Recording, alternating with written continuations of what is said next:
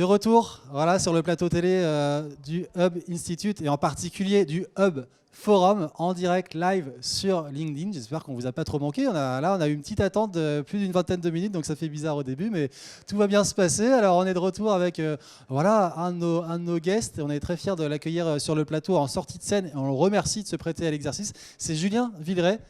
Bonjour. Chief Innovation Officer chez EDF. Ça s'est bien passé cette plénière ? Je crois, il faut demander aux gens qui ont écouté, mais j'ai l'impression, oui. Ça fait du bien de retrouver du physique. Exactement, oui, ça faisait longtemps. Alors tu as parlé design. Alors comment EDF justement s'appuie sur le design pour accompagner ses clients vers cette fameuse transition énergétique ? Est-ce que tu peux nous en dire quelques mots s'il te plaît ? Oui, en fait, j'ai voulu parler de design parce qu'on se rend assez peu compte encore de la place qu'est en train de prendre le design dans toutes les grandes entreprises, dans la façon dont on gère finalement pas que l'UI et l'UX, hein, comme on dit, mais aussi comment on gère finalement le rapport du monde, l'inclusivité de tous dans son rapport aux produits, aux services qu'on utilise au quotidien. Et donc j'ai pris cet exemple parce que dans l'énergie, on est en train de vivre une révolution. On est très clairement en train de passer d'un monde de pétrole, de charbon, de gaz, donc assez polluant, fossile, à un monde électrique bas carbone, c'est-à-dire que tout est en train de devenir électrique. Et donc ça, c'est formidable. Je crois qu'il y a un consensus mondial là-dessus. Mais une fois qu'on a dit ça, l'électricité et donc derrière un peu la digitalisation, ça apporte beaucoup de complexité en fait pour beaucoup de gens. Et ça, on s'en rend pas compte. Évidemment, nous, on passe nos vies avec nos téléphones, on a des métiers urbains et très connectés, donc on trouve ça très normal. Mais en fait, c'est assez difficile d'approche pour plein de populations. Et donc nous, on se sert du design pour justement apporter finalement de l'évidence, de la simplicité. J'allais dire qu'on n'a jamais besoin de lire le mode d'emploi. Et si on prend l'exemple de la voiture électrique, exemple que je prenais sur scène tout à l'heure, il est assez frappant. Aujourd'hui, on est tous habitués à aller charger sa voiture ou sa moto avec de l'essence. Hein. On prend la pompe, on le met dedans, on paye à la caisse et c'est fini. Quand on a une voiture électrique, en fait, c'est aujourd'hui beaucoup plus compliqué. J'ai besoin de savoir où est la borne, j'ai besoin que la borne soit compatible avec ma voiture, j'ai besoin d'avoir une ou plusieurs cartes en fonction de la personne qui me vend la recharge. Bref, tout ça est extrêmement complexe.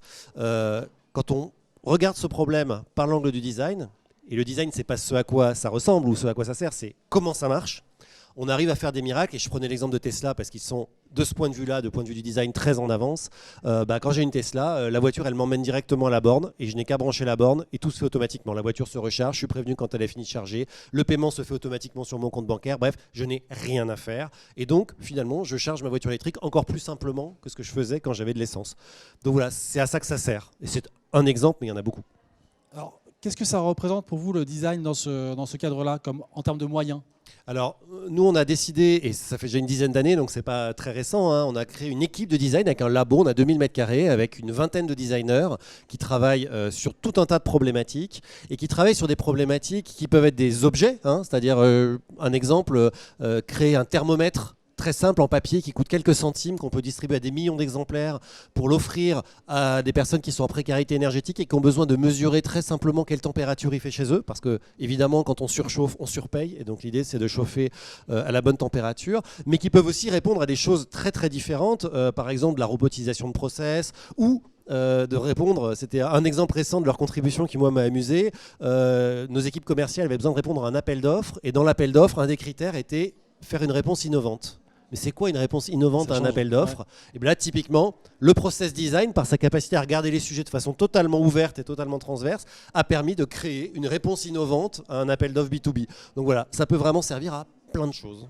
Alors, quelle serait, tu l'as déjà évoqué, hein, plusieurs cas d'usage, la grande réalisation qu'EDF pourrait accomplir avec ce fameux design, Julien ? Alors, la grande réalisation, j'allais dire, elle est forcément multiforme, mais elle répond à un seul objectif, c'est de la simplicité. Je crois que masquer la complexité pour le client et lui apporter de la simplicité, ça doit être évidemment le rôle d'une entreprise comme nous. Enfin, on est l'entreprise aujourd'hui qui a le plus grande base client en France, hein, et c'est le cas dans d'autres pays en Europe. Donc, nous, on doit parler à tout le monde. Et donc, je donne un exemple, quand le gouvernement, par exemple, dit, et il a raison de le faire, il faut remplacer toutes les chaudières fuel, les chaudières gaz par des pompes à chaleur électriques. Nous, ça nous paraît un truc d'électricien, ça nous paraît un truc banal, mais je vous assure que quand vous êtes monsieur et madame tout le monde, ça ne veut rien dire, c'est incompréhensible. Comment je fais pour que cette injonction sociétale se transforme en acte concret et simple pour le client? Et donc ça va de l'expérience sur, je tape sur Google pompe à chaleur et on me donne tout un parcours client extrêmement simple pour que je puisse derrière en un clic savoir quelles sont les subventions que je vais avoir, trouver la personne qui va me l'installer, m'expliquer comment ça fonctionne pour pas que... Parce qu'avant, moi je tournais un bouton sur mon chauffage et puis j'avais plus chaud, moins chaud. Maintenant, il faut que j'ai une appli sur mon smartphone. C'est quoi ce truc? Encore une fois, on ne se rend pas compte de la complexité qu'on est en train de créer dans la vie des gens. Et donc ça, c'est un exemple de simplification. C'est comment, en remplaçant finalement une vieille chaudière par une chaudière moderne et peu polluante, je peux en même temps m'assurer que les gens puissent continuer à la faire fonctionner juste en tournant un bouton et sans avoir à lire un mode d'emploi interminable. Voilà. Ça, c'est un exemple. La mobilité électrique, c'est évidemment un sujet extrêmement important aussi pour nous. Et là-dessus, on travaille beaucoup, en particulier sur justement toute cette chaîne d'expérience client pour que je puisse recharger ma voiture, quelle que soit sa marque, pas forcément une Tesla, en juste branchant finalement le câble sur la voiture et tout le reste se fait automatiquement. Voilà, c'est 2 exemples de choses sur lesquelles on travaille beaucoup. Avec des équipes dédiées, d'ingénieurs, enfin vraiment dédiées au design, ça qui est très important aussi de relever, c'est l'innovation au cœur de l'entreprise. Exactement, et c'est une approche vraiment, encore une fois, qui ne date pas d'hier. Alors on a la chance chez EDF d'avoir 2000 chercheurs, une R&D très très forte, et c'est une grande chance en France. Le président de la République ce matin vient d'ailleurs d'annoncer son plan de relance 2030, enfin ces investissements d'avenir 2030 et auxquels on participe très fortement parce qu'il a parlé d'hydrogène, il a parlé de SMR, enfin bref, de plein de sujets qui nous intéressent. Si on prend l'exemple des SMR, et c'est pour ça que j'en parle, vous savez que ces petits réacteurs modulaires nucléaires qui sont très désirables en ce moment, très à la mode, là aussi on travaille beaucoup en innovation autour. Alors évidemment, rassurez-vous, on ne va pas faire de l'innovation autour de la sûreté nucléaire, hein. Tout ça est évidemment très bordé et très sécurisé, mais par contre l'innovation et le design, ça peut servir à les rendre plus discrète dans le paysage, plus esthétique, à travailler avec des startups qui vont permettre d'optimiser justement la conduite des opérations, etc., etc., etc. Il y a vraiment une approche très transverse de ces sujets-là, avec toujours ce prisme de l'innovation. Merci beaucoup Julien Villeray pour ce témoignage et à très bientôt et bonne suite de Hub Forum. Merci et bon Hub Forum à tous.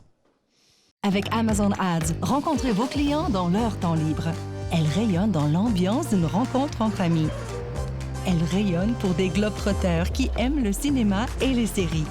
Puis dans le fil Twitch de passionnés de jeux vidéo. Et accompagne les soirées cinéma des familles cinéphiles. Amazon Ads partage votre message en toute fluidité dans leur quotidien. C'est simplement votre marque dans leur monde.